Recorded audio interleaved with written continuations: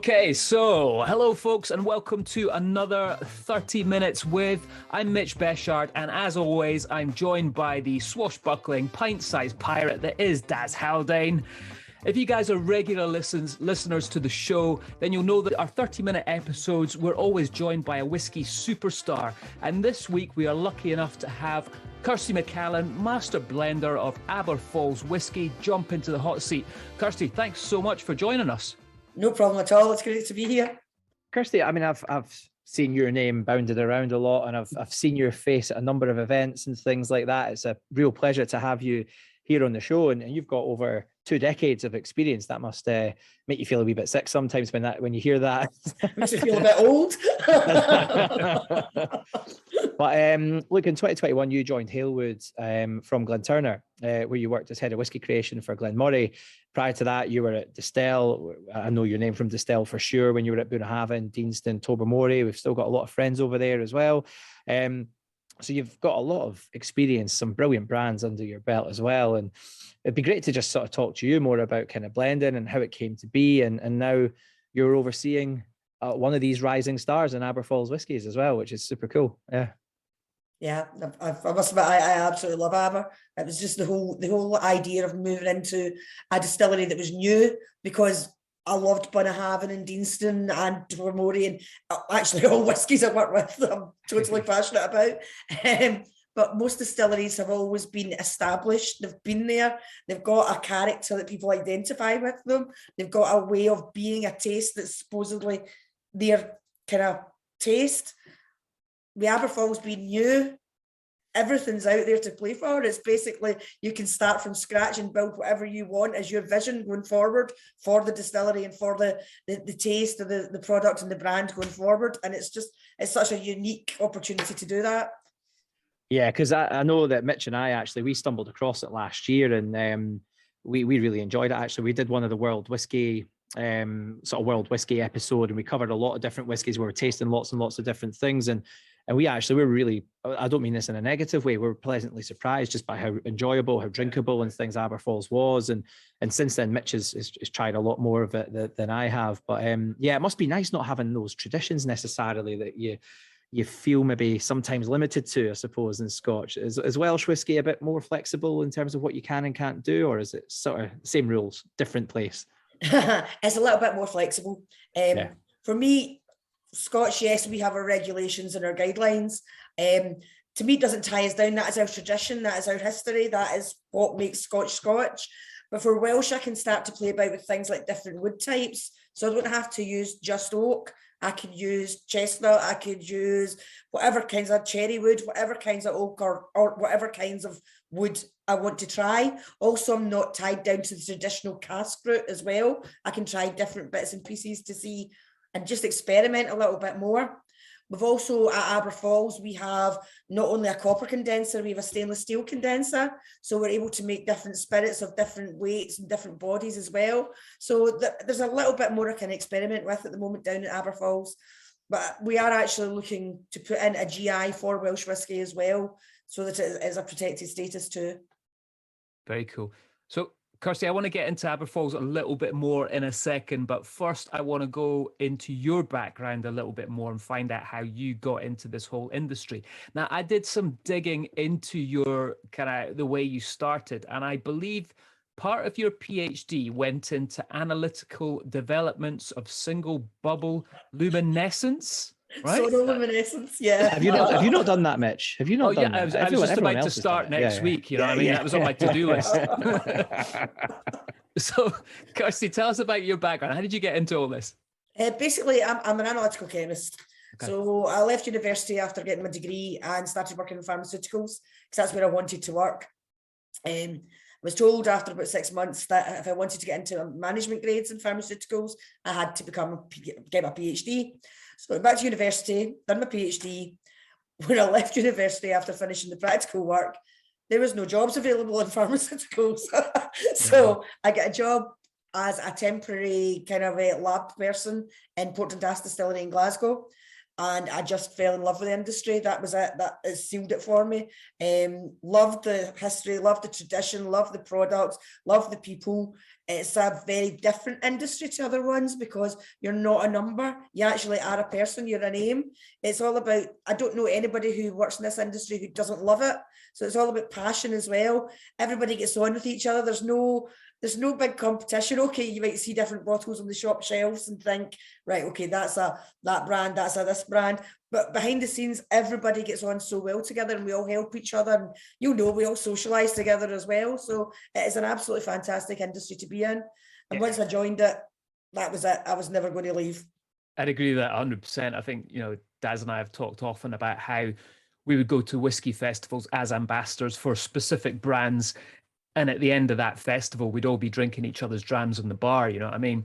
Whereas you'd see the vodka and the gin guys just sitting by themselves and then just fighting with each other at the end of the night, you know what I mean? It's we're all share alike. Yeah, exactly. We've had a few good nights at Port Dundas Distillery though, Mitch, over the years down in the bar there. I don't know, I'm sure you have as well, Kirstie. Yeah. Used to find some secret gems in there. Remember we were finding the old bottles of Tanqueray Malacca and all sorts behind there back in the day. Brilliant. Yeah, long gone, unfortunately. It was I know. It was good fun there, yeah. It was cool because they had the cooperage on site as well. So you always got to mix with like different types as well. You know, it was, you had marketing and salespeople, you had distillers, you had coopers, you had all sorts of people from all areas of the industry, all in one building, which was quite unusual. Yeah. Very cool. So, Kirstie, I was lucky enough to go down to Aber Falls. I think it was February, and actually did a whole video piece on that. Anyone who wants to see it in a little bit more detail, go onto my YouTube channel, Copper Cairn Whiskey Adventures. Check it all out there. Shameless plug, Daz, which you know I love doing that on the show, right? I was going to call you out. I'm glad you caught it before I did. Well, I could see it was on the tip of your tongue, mate. I know you're about to get me, but it was really cool because I got to go down there with the distillery and actually get to grips with it all. We did an amazing gin tasting session where we made up our own gin. Obviously, looked around the whole whiskey production side of things and got to taste some great whiskey with you guys. So, Kirstie, are you going down there a lot? Are you interacting with the team a lot down there? And also, can you explain to people how beautiful it is down there as a location? I'm fortunate enough to get down there quite often. Yeah, Nice. at least once a month. I try to get down twice if I can. It is absolutely stunning. I used to think that Scotland had the most beautiful distilleries. I think Aber Falls actually runs quite a few Scottish distilleries quite close for their money. It's just so peaceful. It's an ideal distillery place. It's just, you go there and you've got the mountains behind you. You've got the lovely Menai Straits in front of you. They get much better summer weather than we do. So it's always nice to go down there, especially this time of year. That's not hard, to be fair. That's true. That's true. I mean, the thing that I loved about it as well, Aber Falls taking its name from the falls, and I actually went up there and saw that, and it is just so beautiful. Stunning. Yes, it is absolutely natural. The whole region is stunning. If I was going to move anywhere in the UK outside of Scotland, it would be North Wales would be my first choice because it is just such a beautiful part of the country. And then as Master Blender, what are you doing when you go down on site there? Basically, I'm covering everything. So basically, I cover the new spirit coming off the stills, checking that, making sure the quality, looking after the casks, deciding what casks the spirit's going to go into, monitoring it as it matures. And for every batch you put together, I hand select all the casks and nose them before they're put together into batches to go out to market. And you're doing an amazing job. I mean, Daz and I, like Daz said earlier on, big fan of the standard Aber Falls, but I was lucky enough to get one of the PX casks that you guys did, which I believe is no longer, which is a shame. But that's stunning. Cask, yeah. So for anyone who's listening, hang on to those samples, Mitch. Hang on to those. I've still got. I think there's like half a bottle. He still talks left. about it all the time. He keeps going on about it. It is really, really good. Well, Kirstie, the other thing is my gran was Welsh, so I do have a little connection to Welsh whiskey there. So, so let's talk about you go down there, you're selecting the casks, you're going through the new make spirit. So can you explain to the listeners, maybe they haven't tried Aber Falls before, what is the sort of house style and what are you looking for from the whiskey? For me, Aber Falls is very soft, it's very gentle, it's really approachable. It's a whiskey that it's very easy to drink. There's lots of kind of soft berry notes in it. There's a real creaminess to the spirit. It's an absolutely fantastic dram for people coming into whiskey. So because there's no big hard hitting flavors, it's all very integrated and rounded. It takes on wood beautifully as well. So we use a combination. We have sherry cab, we have PX, we have Oloroso, Virgin Oak and Bourbon, all in the standard expression of Aber Falls. And the casks, the spirit just molds so well to the casks. It's actually, our standard expression is non-age. It's a 3-year-old. We've only been producing whiskey for 3 years, so we can't hide the fact it's a 3-year-old whiskey. But it's so smooth for a 3-year-old. There's no spiritiness. It's just a lovely, rounded, delicate dram.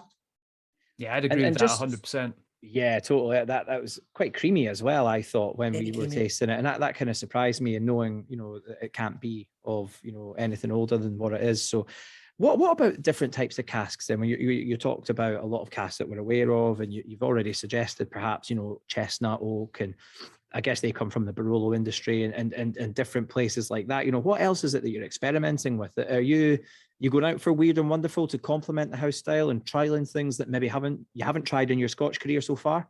Yeah, definitely. That's the fun for me. I'm like a kid in a sweet shop. Yeah. Let's try this. Let's try that. At the moment, I've got some chestnut Vinsanto casks.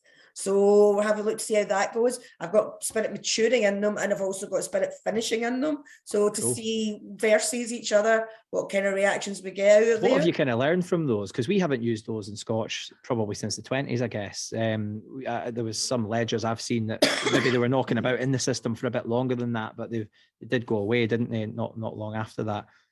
Yeah, well, I'm still very much at the start of that experiment. I think it's been about 3 months I've been in now. The only thing I can learn from the so far are the casts are absolutely gorgeous themselves. They're a beautiful looking thing, are they? Yeah.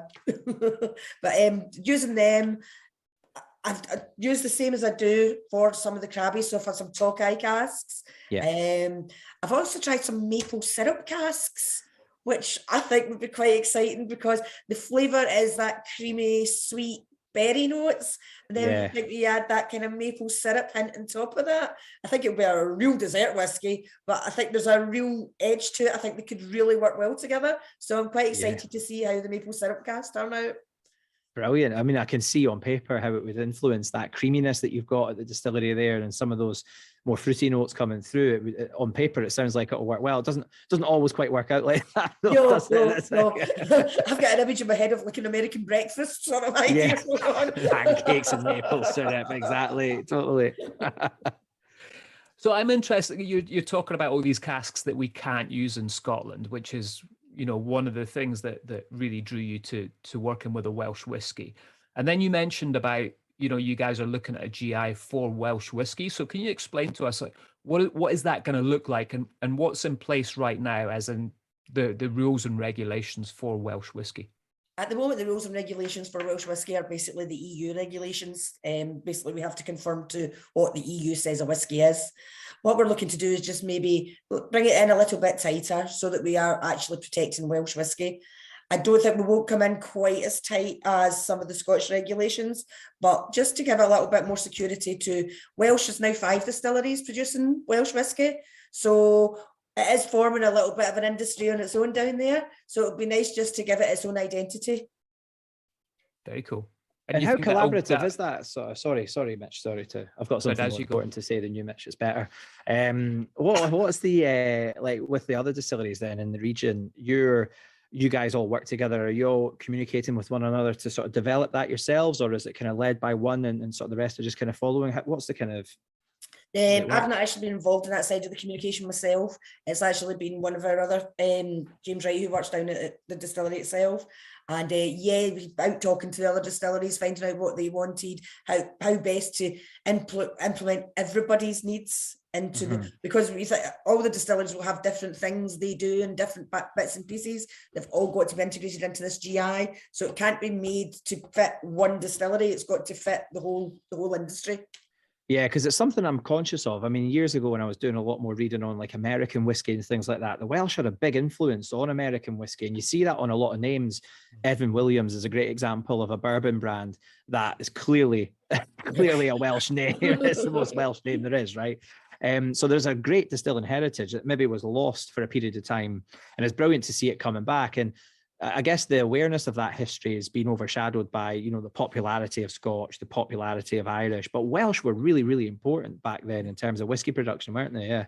Yeah, definitely. And as you say, it's totally overshadowed. You don't a lot of people don't think about Welsh whisky. Okay, Benderyn's there, they've been producing some great stuff, but it has never seemed like a big whiskey region. But as you say, looking back, there's so many people who have influenced what we now know as bourbon, what we now know as American whiskey, that actually came from Wales. I think it was about 1900s, the last distillery in Wales kind of gave up. But bring it back. There's more than enough room for everybody out there in the distilling world. Yeah, definitely. And then with Aber Falls, I mean, you've chatted about some of the, the experiments that you're doing right now. As we record this is the summer of 2022. Can you talk about what's currently out within the range and how that all looks? And okay, at the moment, what we have our core expression, which is the Aber Falls single malt. Alongside that, we will be producing what we call a distiller's cut. So at the moment, that's orange wine casks. So it's not orange wine, it's an orange liqueur cask. So basically, it's one of our cask suppliers in Spain produces this lovely orange wine liqueur. And basically what he does is he macerates oranges to get the flavour and then puts it into the cask. And we've been able to get these casks and put our whiskey into them. It's very much like the cask that we used for the Lakes limited edition that was out. That was a finish. We've actually matured for the full 3 years. And these casks are amazing when you get them. It's like shoving your nose in a chocolate orange. It really is. The scents of the casks are absolutely amazing.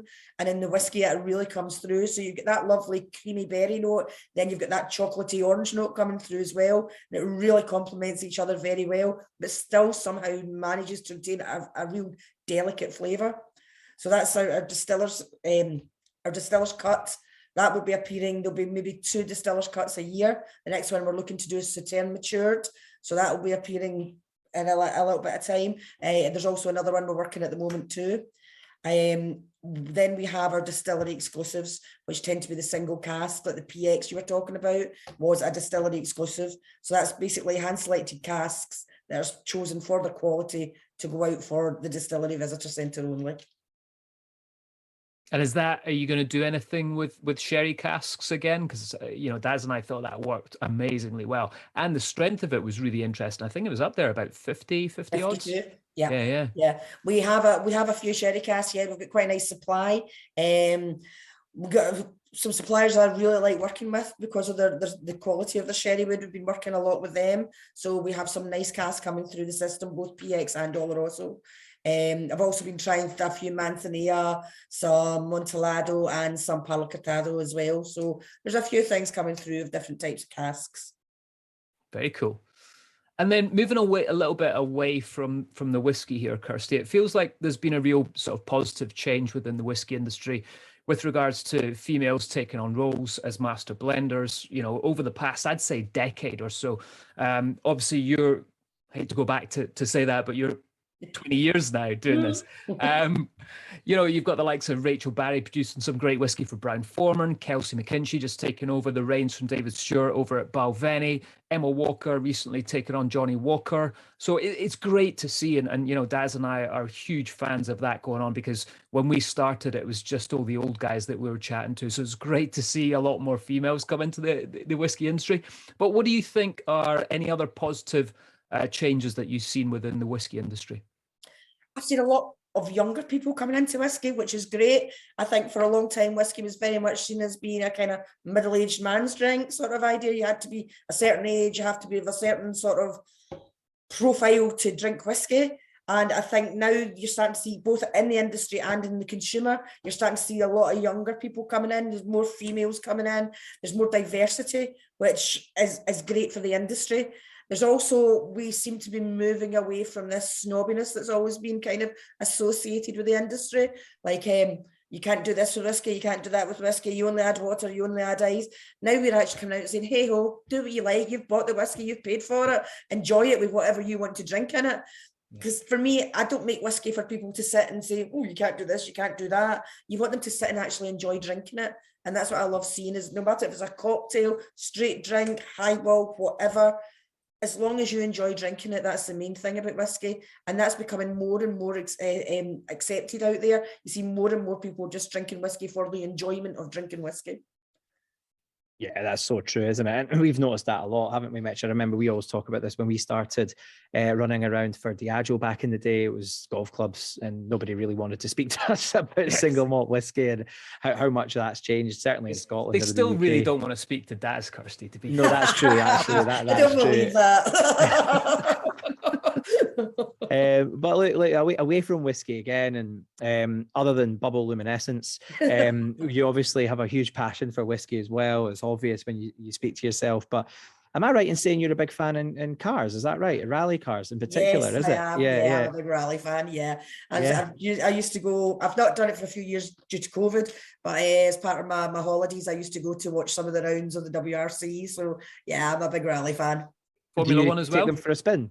I've been a couple of times, but I don't think I could do it. It's too scary. Formula One, yeah, I'm a big Formula One fan. Not so much the last couple of seasons, but I used to be a lot bigger, but I do like Formula One. Anything with an engine.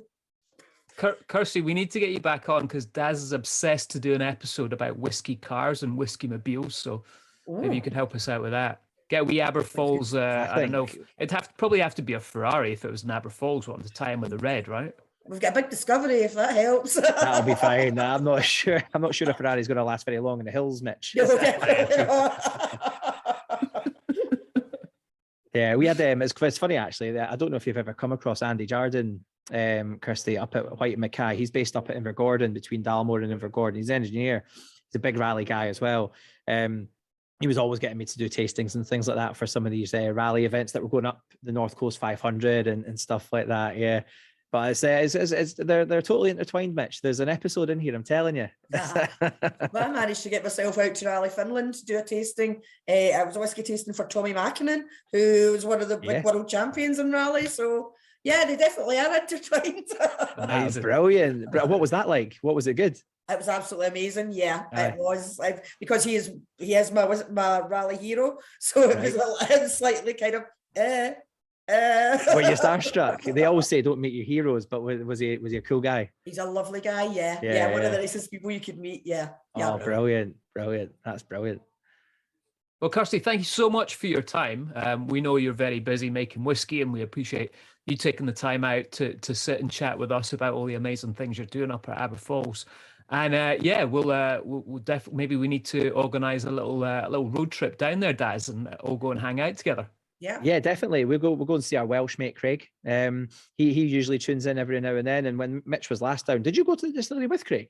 Craig was there, yeah. He was there, wasn't he? Yeah. We'll catch up with him. Another excuse to go back down and have a few nice drams in it with new releases and new experiments and stuff. There's plenty of reason to come down and see you, Kirstie, if you're there.